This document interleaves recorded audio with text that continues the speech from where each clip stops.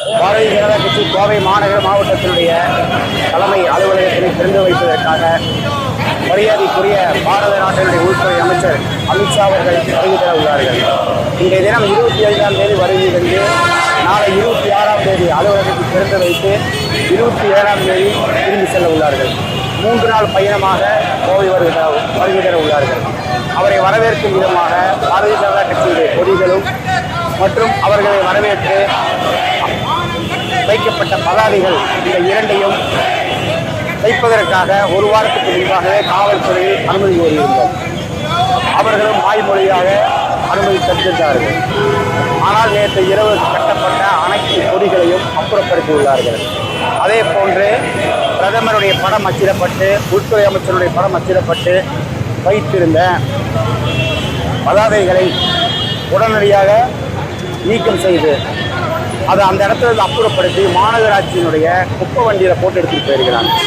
காவல்துறை சார்ந்தவங்க உளவு பிரிவில் வேலை செய்யக்கூடியவங்க யூனிஃபார்ம் இல்லாமல் அதை அப்புறப்படுத்தியிருக்கிறாங்க. அதை ஃபோட்டோ எடுக்க அந்த ஃப்ளெக்ஸ் வைத்த நபர் அவரை மிரட்டி செல்போனை பிடுங்கி அந்த ஃபோட்டோவை அழிச்சிருக்கிறாங்க. திராவிட முன்னேற்ற கழக தலைமையிலான திமுகவினுடைய காவல்துறை கோவையிலே அமித்ஷா அவர்கள் வருவதற்கும் பாரதிய ஜனதா கட்சியுடைய கொடிகள் கட்டப்படுவதற்கும் அந்த அலுவலகம் திறக்கப்படுவதற்கும் எதிர்ப்பு தெரிவிக்கிறார்கள். சட்டத்தின் மூலியமாக அனுமதி கோரி வைக்கப்பட்டதை அப்புறப்படுத்தி பாரத பிரதமர் என்றும் பாராமல் கேவலப்படுத்தி இருக்கிறார்கள். அதை கண்டிக்கும் விதமாக பாரதிய ஜனதா கட்சியின் சார்பிலே அது சார்ந்த தீரமேறு பகுதியிலே காவல் நிலையம் முன்பு கட்சியின் சார்பிலே போராட்டம் நடைபெற்று சாலை மறியலும் நடைபெற்றது. பேச்சுவார்த்தை நடத்தி கொடிகள் கட்டுவதற்கு அனுமதி தந்துள்ளார்கள். அதனால் தற்சமயம் இந்த போராட்டமானது வாபஸ் பெறப்பட்டது. இப்போ கட்ட போற கொடிக்கு அனுமதி இல்லைன்னு சொன்னாலோ அல்லது கட்டப்படைகள் அப்புறப்படுத்தினாலோ கோவை முழுவதுமே இந்த மறியலானது நடைபெறும்.